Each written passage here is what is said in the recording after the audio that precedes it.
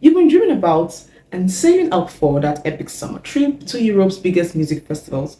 You touch down and boom, you're stuck in 5 hours biometric queues just trying to get into the country. That's exactly what hits so many non-EU travelers during peak festival season in the month of July. So if you're planning an Europe trip soon, this one is for you. Here is a straightforward breakdown so it all makes sense. Mid July was absolute peak time for European summer festivals. Think Tomorrowland in Belgium and tons of awesome concerts all over the Schengen area. Non-EU visitors were flooding in, but the brand new entry/exit systems of the EES turned things into a total bottleneck nightmare at the borders. On July 14th, the World Travel and Tourism Council teamed up with IATA and ACI Europe and fired off an urgent appeal to the European Commission.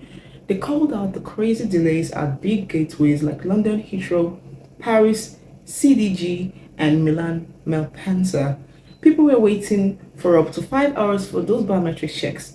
You know, the fingerprint scan and face photos that replaced the old school passport stamps? 41 million arrivals could be missed or messed up this summer. The European Commission basically said no to the pausing or easing of the system. I'm Bibian from Tropolgee, where we keep travel talks real and actually helpful for everyday folks like you and I. This wasn't some small hiccup for festival crowds.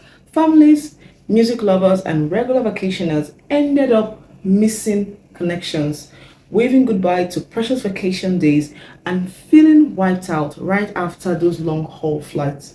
The EES is supposed to bring borders into the modern age and tighten up security, but man, during peak season, it's just overwhelmed the airport and sucked up a lot of the fun right out of the arrivals. So what's EES all about in plain everyday language? Is the EU's shiny new digital border setup for folks coming from outside the EU. Forget the quick little stamps. Now you roll through the gates or counters where they grab your fingerprints and face scan to log your entry details. The idea is smarter tracking of short stays, but it still needs way more staff and better tech at busy spots to keep things moving.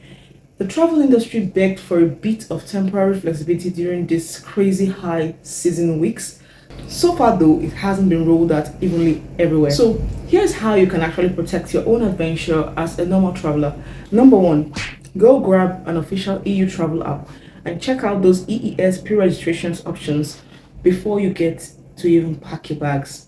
Number two, add some solid extra buffer time into your arrival schedule because you probably want a plan for several hours at immigration, especially in the middle of summer madness. Number three, think about routing through smaller or quieter airports when you can, or look for flights that come with pre-clearance perks. Number four, book yourself some flexible onward travel and pick up travel insurance that actually covers those annoying delays and headaches.